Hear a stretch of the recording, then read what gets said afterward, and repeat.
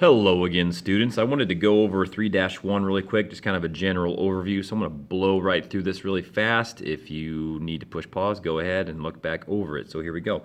So we're talking about inequalities, and the difference between inequalities and an equation is that an equation usually equals one number. So here's x equals 5. We solved an equation. We have x equals 5. There it is, all by itself. Now when we solve these things called inequalities, that's when more than one number can be an answer. So we solve something and we get x is less than 5.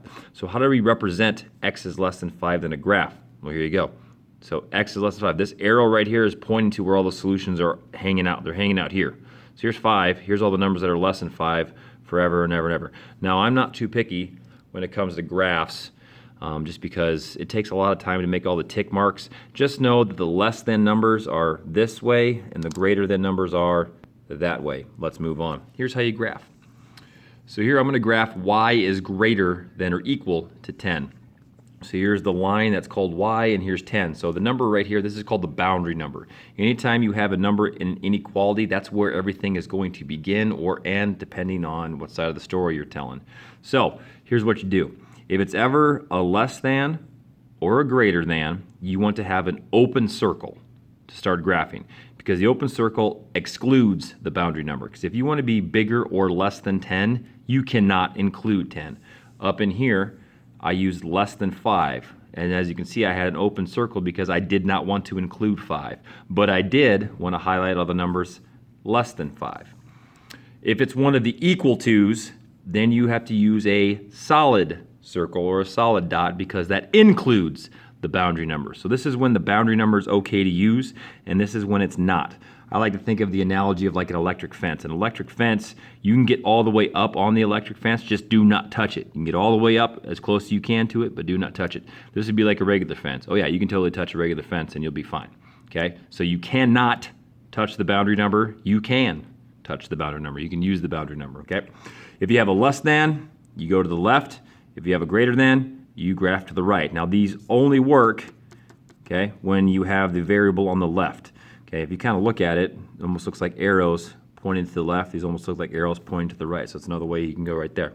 So as you can see here, I've got y is greater than or equal to 10. I already got my boundary number written out. I know 11, 12, and 13 are over here. I know that 9, 8, 7 are over here. I just don't want to waste time writing it. Okay, greater than or equal to. That means I have to include 10. And if I want to be greater than 10, I need to go that way. Boom, graphed, end of story. I don't waste a lot of time. You ask yourself what boundary number? Well, there it is. What type of dot do I use? Well, there you go. And then which direction? There you go. So ask yourself 3 questions, okay? What number do I use? What type of circle do I use? And in what direction do I go?